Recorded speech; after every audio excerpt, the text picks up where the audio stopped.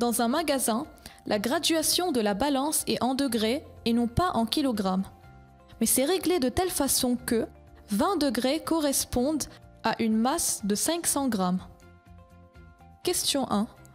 Un client achète une certaine quantité et voici l'indication de l'aiguille. Combien de kilogrammes a-t-il acheté? Non, pas tout. Attention! On sait que 20 degrés correspondent à 500 grammes. Donc les 60 degrés marqués par l'aiguille correspondent à quelle masse? C'est 60 fois 500 divisé par 20. Ça fait 1500 grammes et non pas kilogrammes. Alors la masse finale sera 1500 divisé par 1000. C'est donc 1,5 kg parce qu'il fallait réduire le gramme en kilogrammes. Question 2. Un client achète 3,5 kg d'un certain produit. Quelle sera l'indication de l'aiguille? Non, pas tout. Attention!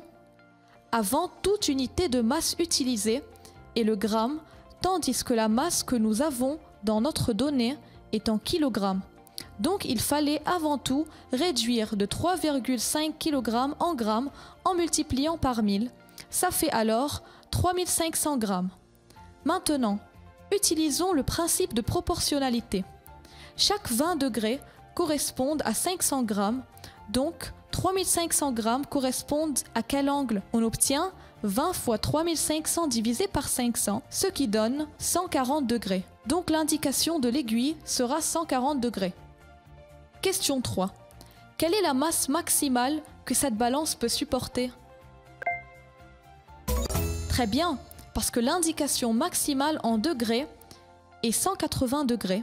Donc, en utilisant le principe de proportionnalité, toujours, on voit que 180 degrés correspondent à 4500 grammes, donc la masse maximale est 4500 grammes. 4500 grammes divisé par 1000, ça fait 4,5 kg. Question 4. Un client achète une certaine quantité de chocolat et voici l'indication de l'aiguille. On sait en plus que chaque kilogramme de chocolat coûte 20 $. Quelle somme devra-t-il payer? Très bien, Patou, parce que l'aiguille indique 100 grammes. Donc, toujours en utilisant le principe de proportionnalité, on trouve que ça correspond à une masse de 2500 grammes qui font 2,5 kg. Puisque chaque kilogramme coûte 20 $, alors 2,5 kg coûteront 2,5 fois 20, ça fait 50 $. Question 5. Le chocolat étant toujours au même prix, c'est-à-dire 20 $ pour 1 kg, un client achète une certaine quantité et remarque que l'aiguille de la balance est perpendiculaire à la ligne, pourtant la graduation 60. Il paie alors 100 $ au caissier. Quelle somme le caissier doit-il lui rendre? Non, pas tout. Travaillons étape par étape. Tout d'abord, il faut chercher la quantité que cet homme a achetée pour savoir la somme qu'il doit payer. Mais il nous dit tout d'abord que l'aiguille de la balance est perpendiculaire à la ligne, pourtant la graduation 60. Donc, quelle sera l'indication de l'aiguille?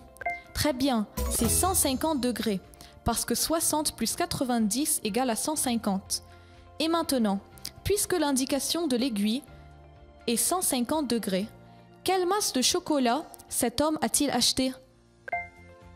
Non, pas tout. Regarde, en utilisant la proportionnalité entre l'angle et la masse, on trouve que c'est 3750 grammes et non pas 3500. Donc, ayant acheté cette quantité, quelle somme doit-il payer maintenant? Non, pas tout. Regarde, chaque kilogramme, c'est-à-dire chaque 1000 grammes, coûte 20 $. Donc, quelle somme de client doit-il payer pour 3750 grammes? On obtient 75 $. Mais le client a payé 100 $. Alors, combien le caissier doit-il lui rendre? Très bien, 100 moins 75 égale à 25 $.